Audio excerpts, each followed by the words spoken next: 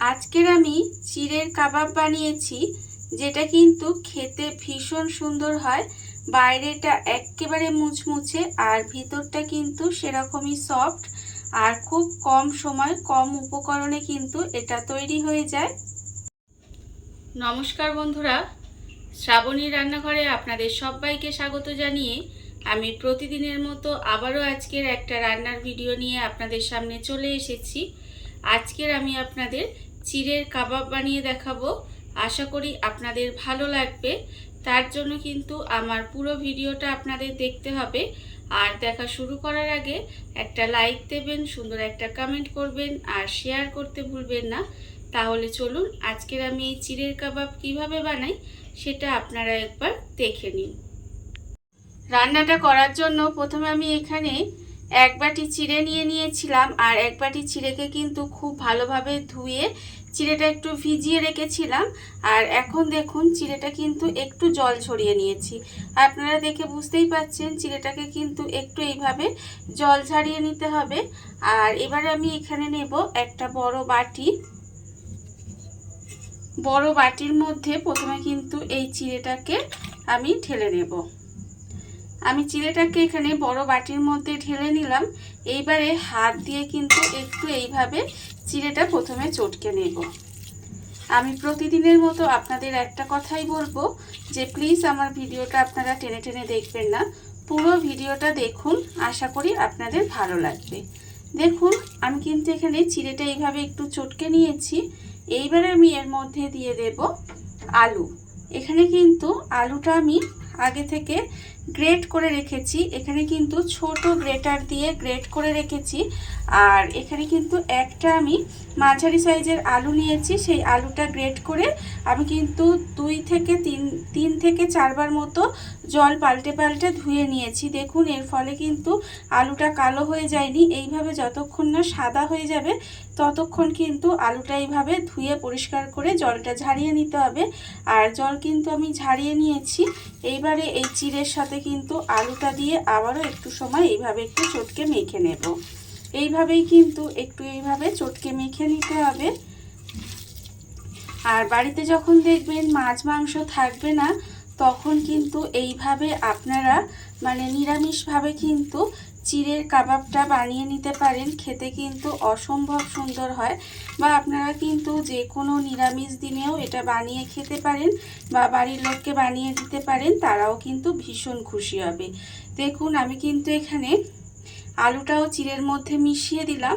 এইবারে আমি এর মধ্যে দিয়ে দেব আদা আর কাঁচা লঙ্কা। এখানে আমি গ্রেট করে রেখেছি, সেই আদা আর কাঁচা লঙ্কাটা কিন্তু আমি এখানে দিয়ে দিলাম। এখানে অল্প পরিমাণে আমি একটু আদা আর এখানে একটা কাঁচা লঙ্কা আমি গ্রেট করে রেখেছি। যেহেতু ঝালটা আমার মেয়ে খেতে পারে না, সেই জন্য কিন্তু আমি প্রত্যেকটা রান্নায় ঝাল কম দিই, কারণ সেও খেতে চায়। সেই জন্য কিন্তু এখানে আমি ঝালটা কম দিয়েছি। আপনারা আপনাদের পছন্দ মতো ঝালটা দিয়ে নেবেন। এখানে আমি গ্রেট করা আদা আর কাঁচা লঙ্কাটা দিয়ে দিলাম। এইবারে দেব এর মধ্যে আন্দাজ মতো নুন, 1/4 চামচ মতো হলুদের গুঁড়ো, 1/4 চামচ মতো লঙ্কার গুঁড়ো, আছে আমার স্বাদের ব্যালেন্সের জন্য অল্প সামান্য একটু চিনি, আছে এখানে জিরে গুঁড়ো 1/2 চামচের একটু কম, আছে ধনে গুঁড়ো 1/2 চামচ, আর খুব সামান্য একটু গরম মশলার গুঁড়ো এখানে রেখেছি, সেটাও দিয়ে দিলাম।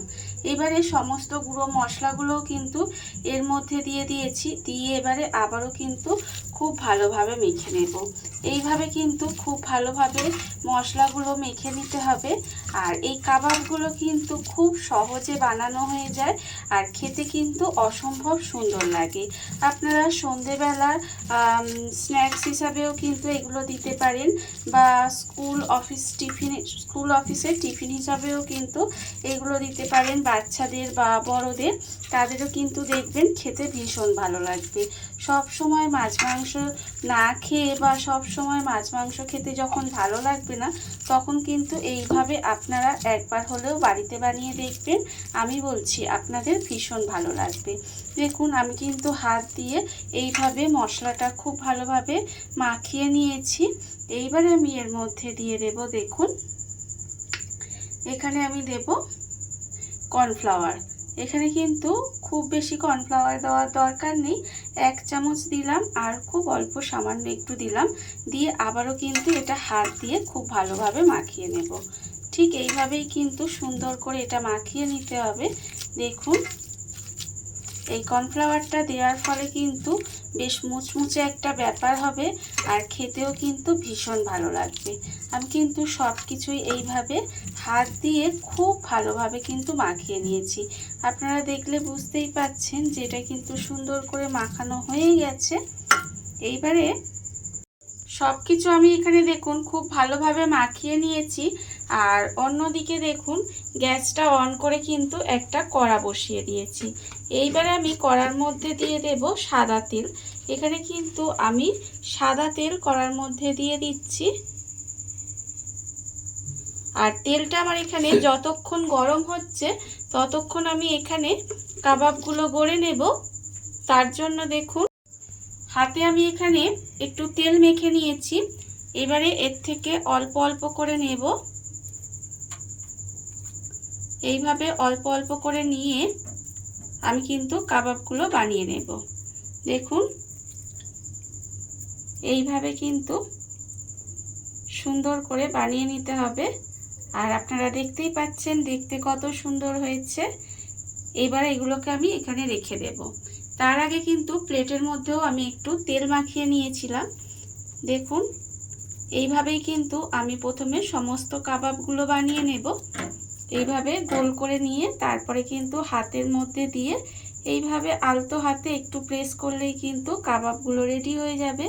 আর দেখতে পাচ্ছেন চিড়ের কাবাবগুলো কত সুন্দর দেখতে হচ্ছে, খেতেও কিন্তু ভীষণ সুন্দর হবে। এইভাবেই কিন্তু আমি সমস্ত কাবাবগুলো বানিয়ে নেব। কাবাবগুলো আমার এখানে বানানো হয়ে গেছে। সমস্ত কাবাবগুলো কিন্তু আমি এখানে বানিয়ে নিয়েছি। আর অন্যদিকে দেখুন যে তেলটা আমি এখানে গরম করতে বসিয়েছিলাম সেই তেলটাও কিন্তু এখানে ভালোভাবে গরম হয়ে গেছে। আর এবারে আমি কাবাবগুলোকে এখানে আমি নিয়েছি, আবারও প্লেটে একটু কর্নফ্লাওয়ার নিয়ে নিয়েছি। এবারে কাবাবগুলো একটা একটা করে এখানে নেব।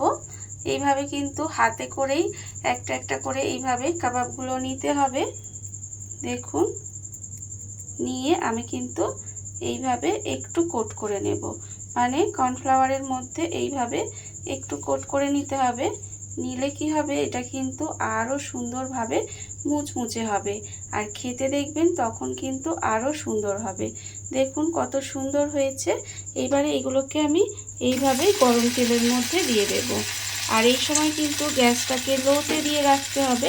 লোতে দিয়ে রেখে এইভাবে গরম তেলের মধ্যে দিয়ে দেব। আর একটা পিঠ যখন হবে তবেই কিন্তু এটাকে নাড়াচাড়া করবেন বা উল্টে দেবেন।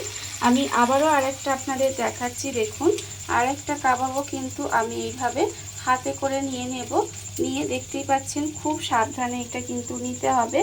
নিয়ে এইভাবেই কিন্তু ওপর থেকে একটু কর্নফ্লাওয়ার দিয়ে দেব আর নিচ থেকে কিন্তু একটু কর্নফ্লাওয়ার দিয়ে দেব। দিয়ে এইভাবেই কিন্তু একটু কোট করে নিতে হবে। সুন্দর করে কোট করে নিয়ে তারপরে এটাকে এক্সট্রা যেটা আছে সেটা ঝাড়িয়ে দেব। ঝাড়িয়ে দিয়ে এইভাবেই কিন্তু আমি তেলের মধ্যে আস্তে করে দিয়ে দেব। দেখুন কত সহজেই কিন্তু কত কম সময় কম উপকরণে এরকম চিড়ের একটা কাবাব তৈরি হয়ে গেছে। আপনারা দেখতেই পাচ্ছেন। আর যেটা কিন্তু খেতে ভীষণই সুন্দর হয়, উপর থেকে একেবারে মুচমুচে আর ভিতরটা কিন্তু ভীষণই জুসি। এইভাবে গ্যাসটা লোতে দিয়েই কিন্তু আমি উল্টে পাল্টে লাল লাল করে ভেজে নেব। আর একটু সময় নিয়ে কিন্তু এগুলো ভাজতে হবে। আমি আবারও বলছি একটা পিঠ যখন একটু লাল হবে তবেই কিন্তু উল্টে দেবেন, তার আগে উল্টাবেন না, তাহলে কিন্তু কাবাবগুলো ভেঙে যেতে পারে। দেখুন আমি কিন্তু এইভাবে আবারও এটা উল্টে দেব। উল্টে দিয়েই কিন্তু এইভাবে উল্টে পাল্টে একটু সময় নিয়ে চিড়ের কাবাবগুলো ভেজে নিতে হবে। আর এতক্ষণ পর্যন্ত যারা দেখছেন অথচ একটা লাইক দিতে ভুলে গেছেন তারা কিন্তু অবশ্যই একটা লাইক দিয়ে দেবেন। সমস্ত কাবাবগুলো কিন্তু আমি এখানে উল্টে পাল্টে লাল করে ভেজে নিয়েছি। দেখুন এটা কিন্তু আমার লাল করে ভাজা হয়ে গেছে। এইবারে আমি এগুলোকে তুলে রেখে দেব। এগুলো কি আমি এখানে তুলে রেখে দিলাম।